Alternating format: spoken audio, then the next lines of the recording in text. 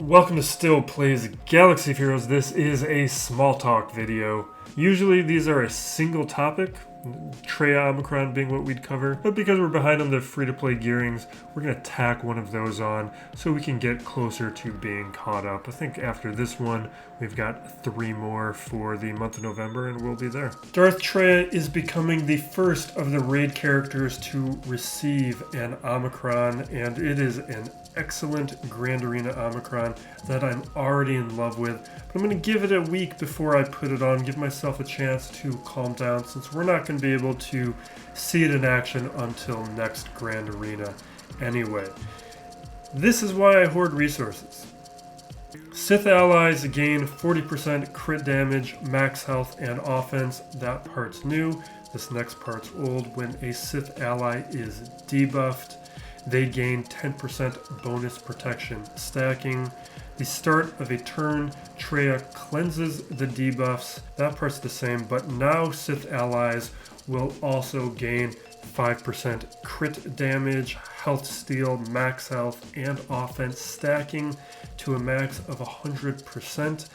When an allied Darth Talon is critically hit or inflicted with a debuff, Traya is going to gain 12% offense stacking, and when an allied Darth Nihilus, Darth Scion, or Darth Talon falls below 90% for the first time, their cooldowns are refreshed.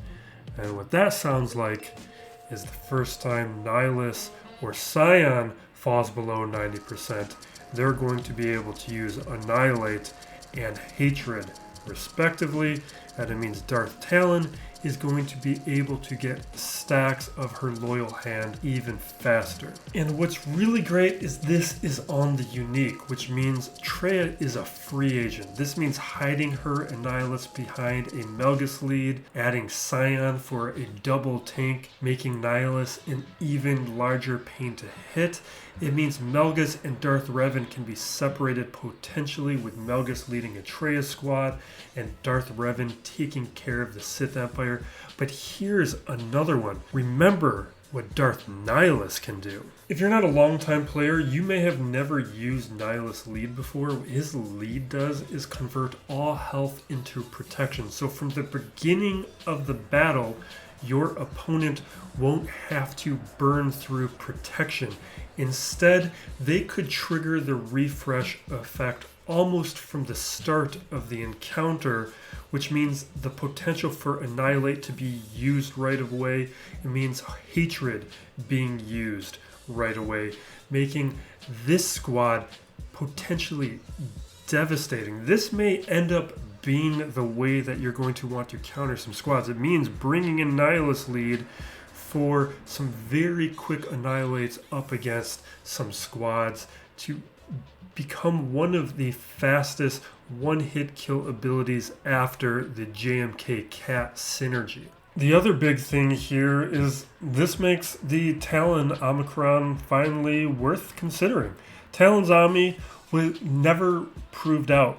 It's not 3v3 viable, which makes it harder to put on, and more importantly, it has to be used with Traya and Scion, and right now Talon is best used with Sith Empire, either Melgus or Darth Revan lead, because of how her unique works. Now with Traya getting buffed with this Omicron, migrating Talon over to Traya makes enough sense to consider putting this Omni on, because this Omni always had potential. It's just it never made sense to keep Talon with Traya and Scion. At a minimum, the Traya Omni means using this second special Dark Frenzy at an earlier moment and getting those stacks of loyal hand faster.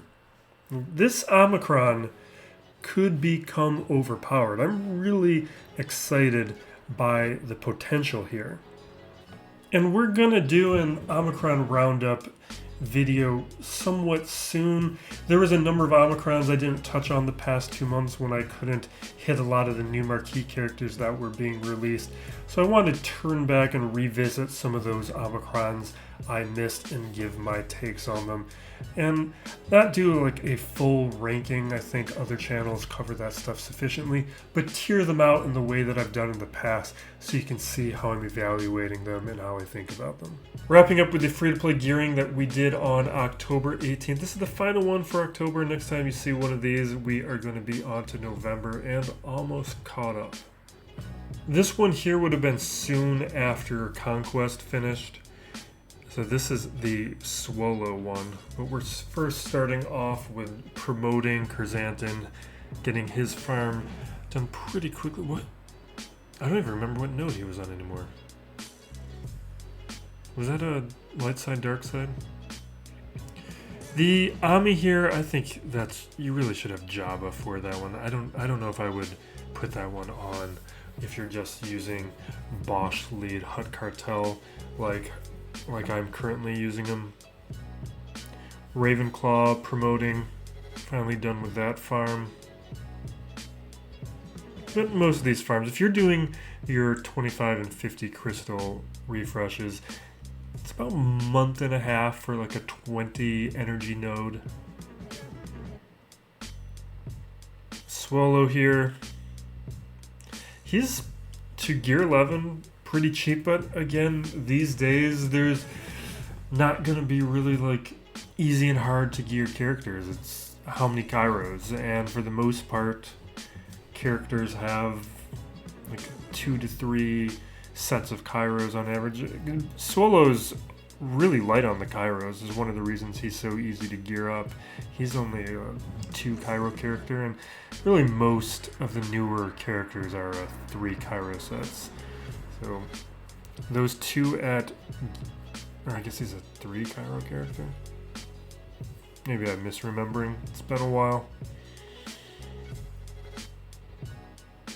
Maybe it was other than the Kairos. He's really light on gear, like maybe a single stun gun or something like that. But we take him up. I leave off. I still have no Omicrons on him, partly because I don't think the Omicrons really have any benefit unless he's at relics. And I've been testing him gradually. I did first at gear 11. He's still at gear 12. Just easing into it, getting a feel for him. I'm starting to figure out how I want to use him. I do think he has some utility. I think I'll talk about that in a moment, but here's just, you can see the progress on Sith Eternal Emperor, Jabba, the Afra requirements, making good progression there. But with SWGOH, watch the Grand Arenas for how, if you want to see footage of it, but I've been pairing him with R2, leaving off BB-8 entirely. I guess you could find a version in 5v5 that uses BB-8, but in 3v3 I was just using R2.